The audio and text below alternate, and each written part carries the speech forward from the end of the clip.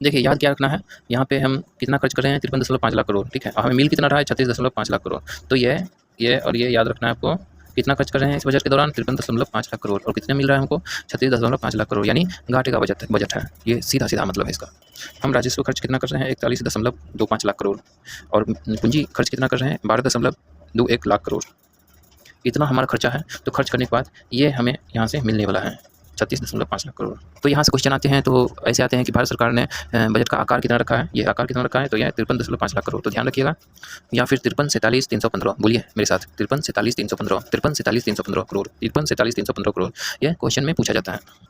वहीं भारत सरकार ने कहा कि हम इतना पैसा लगा रहे हैं और हमें इतना पैसा मिल रहा है, यानी राजकोषीय घाटा हो रहा है। तो चलिए राजकोषीय घाटा की बात अगर हम करें तो राजकोषीय घाटा कितना हो रहा है हमें, तो पुराना और नया, यानी पुराना 25 से 26 और नया 26 से 27। तो क्वेश्चन पूछता है कि पुराना वाला नए वाले से कितना ज़्यादा रहा या कम रहा, ठीक है। तो इस पे हम, तो इन दोनों का अंतर हम देखेंगे। सन 2025 से 26 में राजकोषीय घाटा कितना था, सन 2026 से 27 में राजकोषीय घाटा कितना रहेगा।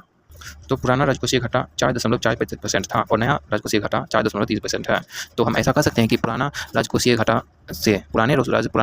से नया राजकोषीय घाटा में कमी देखी गई है। हाँ, ये कह सकते हैं। तो पुराने राजकोषीय घाटा के कंपेयर में नए राजकोषीय घाटा में कमी देखी गई है, तो ठीक है। और इसके रुपया में अगर बात करें तो 1697 करोड़ जो है ये देखा गया है, ठीक है। तो ये पूछा जाता है, तो ध्यान रखिएगा।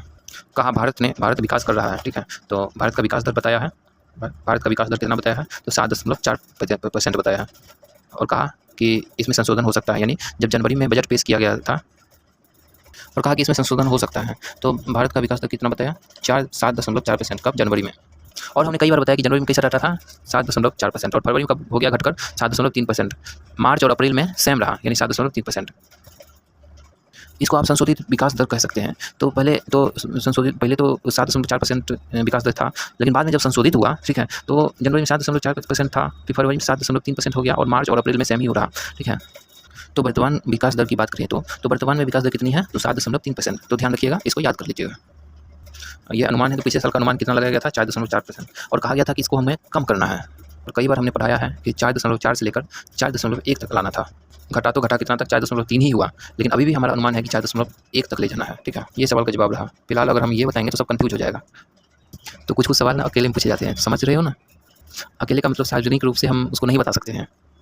तो बनाइए इसको, चलिए बना लीजिएगा। तो आगे देखिए, तो इतना देख लिया आप लोग, तो इसमें कोई समस्या किसी को तो नहीं है ना। चलिए, तो भारत सरकार द्वारा और सारे बजट में घाटे के दौरान लिखा है, जैसे राजस्व घाटा और प्राथमिक घाटा और प्रभावी राजस्व घाटा। तो राजस्व घाटा 1.5% हो गया, प्राथमिक घाटा 0.7% हो गया, और प्रभावी राजस्व घाटा 0.3% हो गया। तो ध्यान रखिएगा, ये सवाल में पूछा जाता है। That's all.